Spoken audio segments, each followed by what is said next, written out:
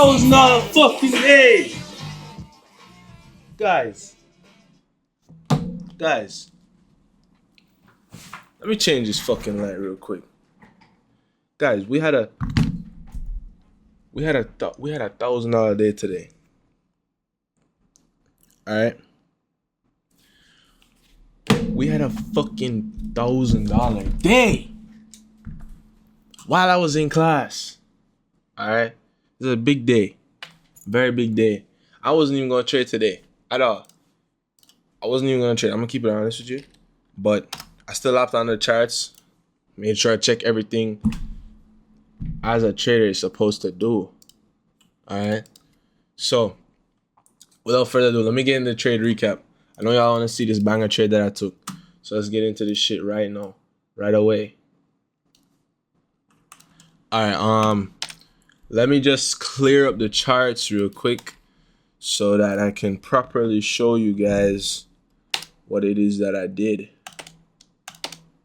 Leave that. All right.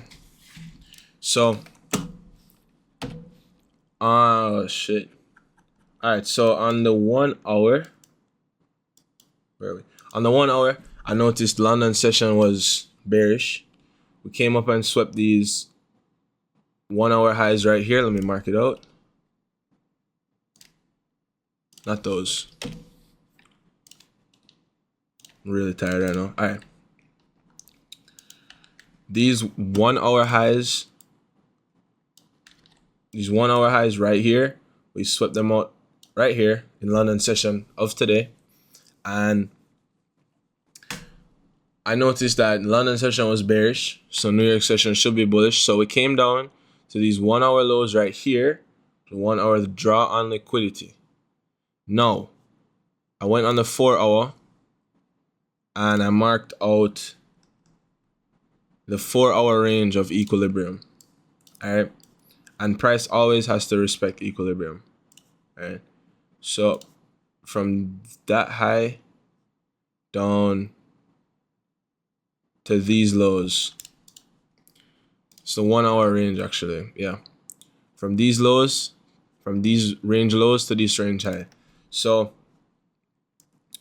what happened is I see that price came down, swept that 1 hour drawn liquidity. We swept this low and we were pushing above it, and we scaled on the 15-minute.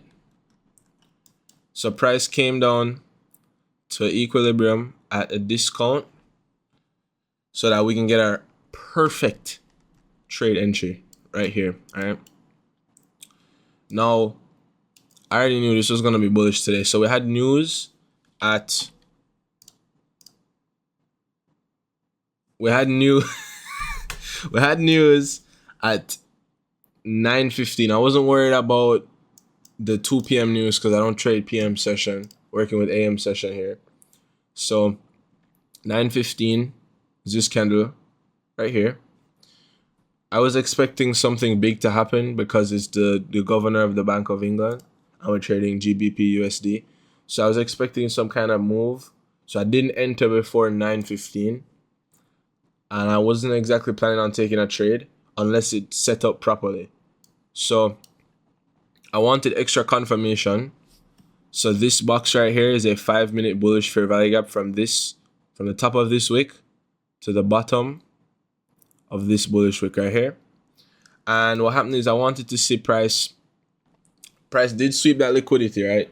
I already drew onto that 1 hour low that I already showed. Right here. Okay. Now I scrolled down to the 5-minute time frame and I was looking for an entry. So I marked out that fair value gap. 15-minute time frame. We had this 15-minute bearish fair value gap right at the equilibrium point of the 1 hour range highs and lows. So what could have happened, price could have really switched for shorts, but I was confident that it didn't because London session was already overextended bearish. We took out the highs on the 1 hour and then we took out the lows on the 1 hour during New York session. So I knew that we would be bullish as fuck. So I see price coming up. I was very patient. I was actually late for class for this shit. But you know, money on the line, can't. So price came into equilibrium right here, pushed a little bit above this 15-minute fair value gap, and I was honestly contemplating just entering off of this bullish candle wicking out equilibrium range of this 15-minute fair value gap, but I didn't, because I even marked up this arrow. I don't usually do that, but I only did it to stick to my trading plan and my trading idea that I'm gonna wait for price to tap into this 5-minute fair value gap. So I got my good entry right here. I entered for longs on 3 accounts. My 3 accounts right around here. Keep it a buck with you. Now, how I went about placing my stop loss is I put my stop loss at the bottom of that wick for a 63-point stop loss. Now, I could have left it at this 1 hour drawn liquidity, but if price wanted to come out of it a little bit and tease me, I wasn't trying to get my balls fondled today. So I already put my stop loss pretty low. So if it did come down here, I know I'm not going to re-enter. So I was very patient. As you can see, price was really just consolidating for a hot minute within right here. Within this 15-minute bearish fair value gap, 5-minute bullish fair value gap. Just kept going for about a little over half an hour before I started to see a real big push off of this candle at 10 a.m. Now 10 a.m. between every hour candle and 4-hour candle, there's a macro of 10 minutes. So that's probably really what pushed price up by a lot. So at 10:05 is when price decided to start making the big move. And I was already in the trade, so we got a really good entry. So also on the 15-minute, while I was in the trade, I noticed this 15-minute bearish fair value gap right here. Now this black candle right here was a full bullish candle, it's full white candle. Went into this 15-minute bearish fair value gap and started reversing like crazy. Now that was my first take profit. So I did take profits here on one account. I completely exited the trade on right here, right around right here when I saw it reversing is when I decided I'm gonna just exit the trade. On that account, I left the other two running and I moved my stop loss to break even.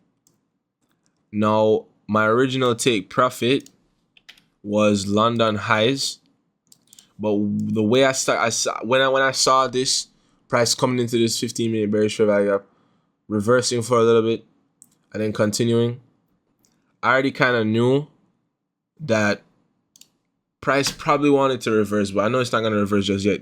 We see this 5-minute bearish fair value gap right here.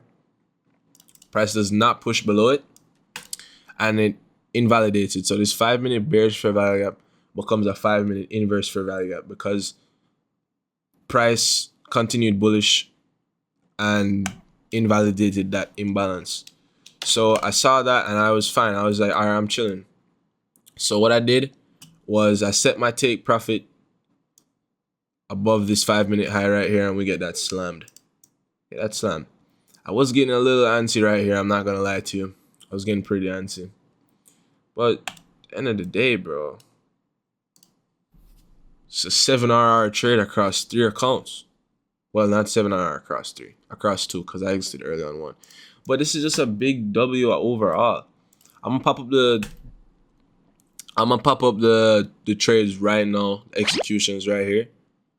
And yeah. So it's just a good trade overall. And yeah, I mean, you just gotta stay disciplined to your trading idea because I could have entered up here and gotten a really bad risk to reward ratio. I would have gotten a 2. And honestly, I don't like having such a fat stop loss. And if I'm being honest, I probably would have gotten stopped out. So yeah, we got a really good entry. I was really patient with it. It took me till 9:30 around that time, and then I went to class after that. I was just in class, had the fucking laptop up and shit, just monitoring the trade, bro. I was low-key getting geeked too when I saw that big push at 10 a.m. But yeah, overall, just a solid trade. It's a good way to end the week. I might trade tomorrow. By the time you guys seeing this, it's probably already Thursday. But I'm gonna hop on the charts tomorrow. Based on how the market reacts to these two red folders, I will decide if I'm gonna take a trade or not. But yeah, I hope you guys enjoyed the trade recap. I know it's a little longer than the usual ones, but I just wanted to get in depth with this trade because I'm really happy I took this trade. I'm really happy with the way I executed this shit. And you guys should just watch these videos, learn a little bit, motivate you, inspire you and shit. But yeah, I mean, it's a good trade overall. So I'll see you guys in the next ty.funded video. Yeah.